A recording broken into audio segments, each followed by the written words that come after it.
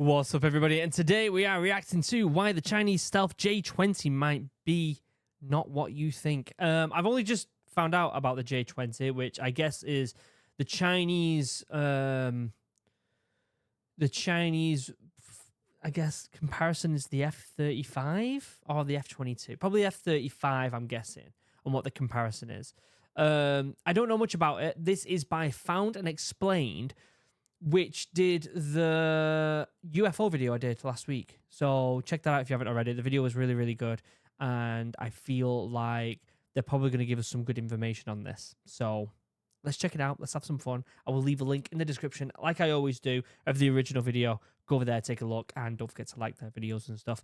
Don't forget to like, comment, subscribe on this video. It helps with that mysterious YouTube algorithm. Always helps. Always helps. And other than that, let's shut up, let's pull this up, and let's have a cheeky peek at what the Chinese have been up to. USA, Europe, and Russia have been dominating the world of aviation for decades, but in recent years, a new competitor has emerged. It looks pretty big. Meet the new power from the east. Let me just pause it real quick there. Just first impressions. Considering the size of the person there, it looks like a really big aircraft, doesn't it? Anyone else notice that? It looks pretty big. Power from the east. This Chinese 5th-gen jet has already entered operational service, Turn it and up a its bit. numbers are rapidly growing. It looks sick. But is it any good, or is it just a cheap copy of its counterparts? These new aircraft, is it 5th generation? They all look so cool, don't they? They all look amazing. Stick with me today to get answers to why the J-20 might be not what you think. All right, let's check it out. Let's have a cheeky peek. The J-20 story begins with the JXX program back in the early 90s. It was, at the time, a very ambitious program started by the Chinese government to procure the next-gen fighter. But why was it very ambitious, you may ask? Well, to put it simply, China was so far from actually successful building this kind of aircraft that it's almost a miracle that anything was built at all. Weird. Namely because they didn't have the know-how, they didn't have the engines, and they definitely had no experience with stealth technology. So this all it started in the 90s. It makes me wonder when the F-35 production started. I wonder if someone could let me know in the comment section. That would be really cool. The only thing that they had was vast experience with copying Soviet aircraft during the Cold War and that age-old essential ingredient, money. Money, but the money, fall money. of their long-term ally, the Soviet Union, would prove to be essential for their success. Their first step towards building a new fighter jet was acquiring almost all of the top-tier Soviet tech from the newly formed, desperate for cash, Russian and Ukrainian governments during the 90s Oh my God. and early. That ship looks like it's falling apart. Doesn't it? Look at the state of it. Early 2000s. The second was a huge data leak of the F-35 documentation orchestrated by Chinese hackers back in 2009. Wow. That must have been absolutely catastrophic. A data leak of the F-35? That's heartbreaking, that, isn't it? That's legit heartbreaking. I didn't know that happened. To sum it up, the Chinese gathered the most that they could and planned to build their new jet with experiences from both sides, a perfect blend of East and West. After being chosen over the Shenyang in 2008, the Chengdu Aircraft Corporation unveiled their first prototype of this 5th-gen fighter in 2011. But the world welcomed it with a lot of skepticism. Right. I mean, if a country ever does outside of America and some of the big contenders already, if another country comes out and says that they've got an aircraft that can, you know, go up against the F-22 or the F-35, everyone's always a bit like, I don't know about this. It's just it's such a high bar to meet. Never mind succeed. Do you know what I mean? Let me turn subbies on for people. When the first pictures of the J-20 performing ground tests went around the globe, experts were quick to downplay the significance of this jet and rate it as just yet another Chinese copycat technology demonstrator. And to be fair, it wasn't much more than that. You can turn the at volume up a time. little bit. But I will say that again, at the time. Design of this aircraft was nothing unseen before. It was a love child of the F-22 and the MiG-144, as people like to say, but it was actually based on mature stealth concepts from both the F-22 and F-35, and adding on basic delta wings plus a canard design. This front, was it canard design, is very strange, isn't it? And it looks like they moved to help with maneuverability. Very interesting. Often seen on fighters such as the Rafale and the Eurofighter, but it's far more than just a mere copycat. The J-20 is massive. At 21.4 meters in length, it's the largest 5th-gen aircraft to this day. I thought it was big. That's one of the first things I noticed when you look at the size of the cockpit compared to the rest of the aircraft. And just a tad smaller than the flankers, which are otherwise huge fighters. Its canards are complementing its delta wing configuration due to instability in flight caused by a lack of horizontal stabilizers at the back of the fuselage. The vertical stabilizers, on the other hand, are very similar to the ones on the F-35, but are completely movable like the Su-57 and YF-23. You've got to wonder where they got that idea. And just like the MiG-144, the ventral fins are present on the bottom of the tail section for further stability in flight. The nose of the aircraft is a clear copy of the F-22 and F-35 designs. Just look at this front view comparison. That is very similar, isn't it? Always get their own design. What are they copying us for? Jeez. Between the J-20 and the F-35. There is also another interesting detail to note, the DSI intakes, but more on that in a moment. The missile bay is segmented into 3 compartments, just like on the F-22, with the main one being used for medium to long-range missiles like the PL-12 and 15, and side ones for IR-guided short-range weaponry. A very interesting detail that's unique to this aircraft is how the side missile doors actually close and the missile is deployed on the outside when in combat. Interesting. This solution lowers the drag and lets the missile use much less energy in the initial stage of locking onto a heat source. That's a really cool design. You gotta admit. I mean, I know that obviously the Chinese are considered our competition, right? Being me as someone who's a British and an American citizen, they are obviously considered our competition. But you can still sit down and appreciate some work when you see it. Do you know what I mean? A lot of it's copied from other stuff, but a lot of great artwork, great books, great movies are taking what's already great and making them even better, right? I'm not saying that this is better than the F-35 or the F-22 by any means. But what I'm saying is, just because there's the same aspects on other things doesn't mean that it can't be as good, nearly as good, or better. Does that make sense? The J-20 can carry a total of 6 missiles, more than the F-35, but less than the F-22, which is able to carry an impressive 8 missiles internally. There's also an option for additional pylons on the wings, but so far we've only seen the J-20 carrying extra fuel tanks. And as we know, weapons on the wings reduce the stealth profile of the aircraft, but I'm getting ahead of myself.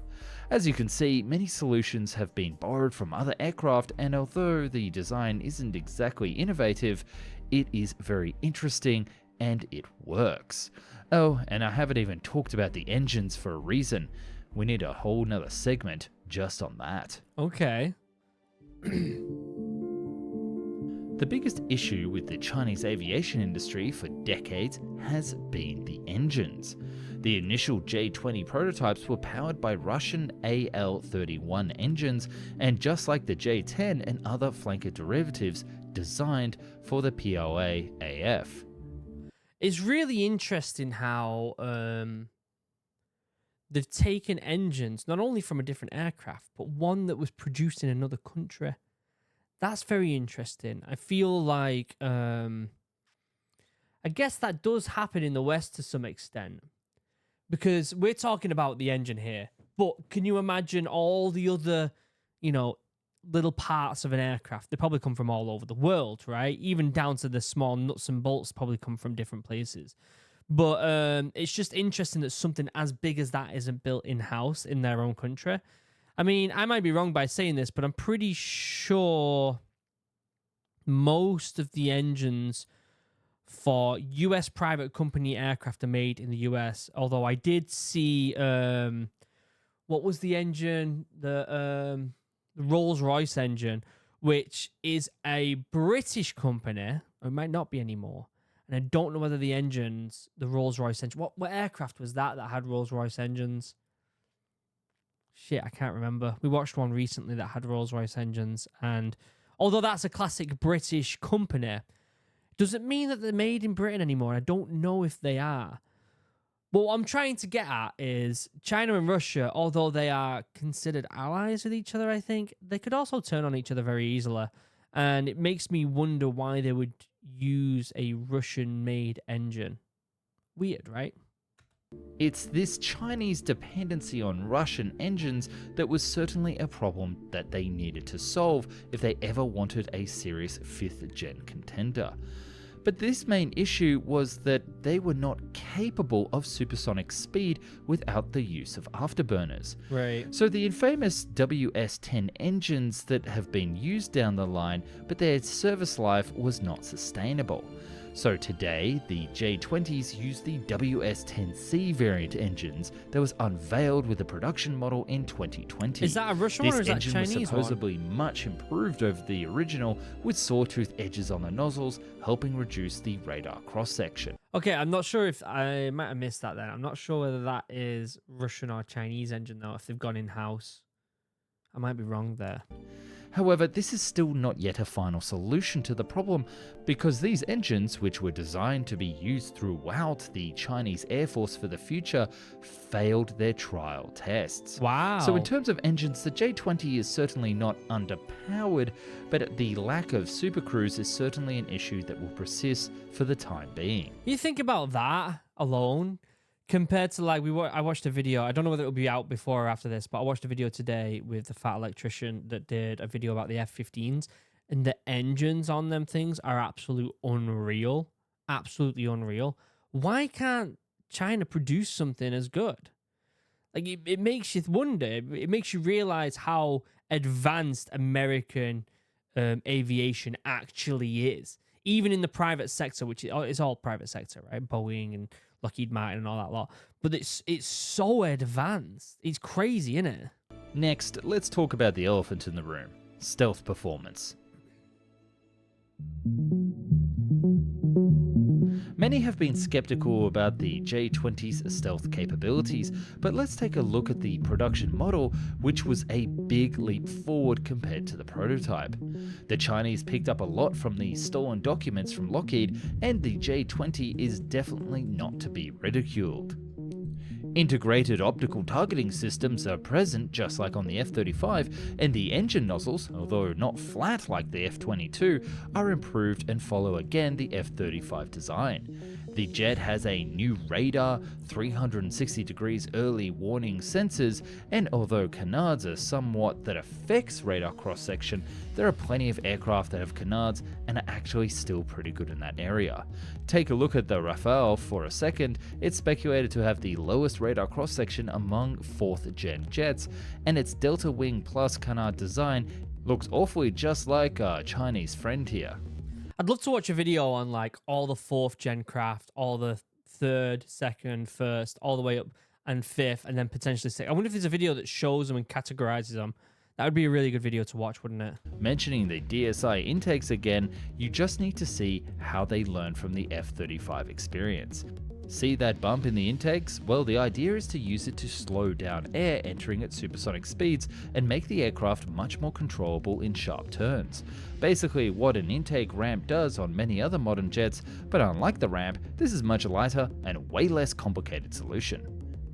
And if you still think that the J-20 is just a Potemkin village, US General Kenneth Wilsbach said that after encounters with J-20s over the South China Sea, he was relatively impressed with the Chinese jets and how the E-3 might be obsolete in detecting them in time.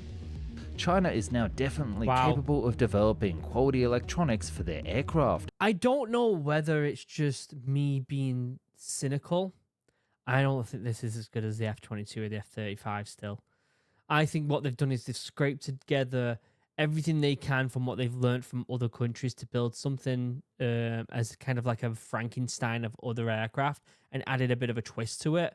I think if this went up against an F-35 or an F-22, I don't think it. I mean, it'll put up a really good fight. I don't know. I just don't think that it's as good. Let me know what you think in the comments. And most likely surpassing Russia in this area. All in all, whilst this jet is not on par with the F-22 in terms of stealth, engines or maneuverability, it is far from a bad plane. Yeah. And probably a very dangerous threat for the F-35, an aircraft used by America's allies around the world. Yeah. Interesting. So after this long rant, another impressive thing about the J-20 is actually the speed in which the PLA-AF is acquiring them. Serial production only started around 2017, but there are already at least 150 of them in service, with more coming. That's a lot. And they haven't stopped at just making the original version either. In 2022, we also witnessed the first pictures of a new two-seater variant, making the first two-seater 5th-gen aircraft in the world. Wow. If the Chinese manage to solve the issues with engines and further perfect this aircraft, they might be looking at a bright future, and a mighty dragon will become the backbone of their air force for many years to come. Oh, I don't like that, what you've done that, mate. I didn't like that. Wasn't a vibe. It was a good video, though. I really enjoyed that. Lots of really good information. And it gives you the information in a way that helps you figure it out yourself. I don't think this is as good as the F-22. I don't think it's as good as the F-35, to be honest with you. But they could bring it up to par with the F-35 through iterations. But as the first comment on this video says, 5th generation looks absolutely gorgeous regardless of nationality. They really do, don't they? The style of them is fantastic. I feel like, I feel like there's a lot of concern about what they're capable of, but I think it just goes to show how advanced America really is when it comes to aviation. I think it just shows how advanced we really are, and that's really good. There'll be a link to the original video in the description. Really enjoyed the Found and Explained videos. They're really, really good. Don't forget to like, comment, subscribe. All that good stuff helps with that mysterious YouTube algorithm, and I will see you in the next video. Have a wonderful day. I love you all. Goodbye.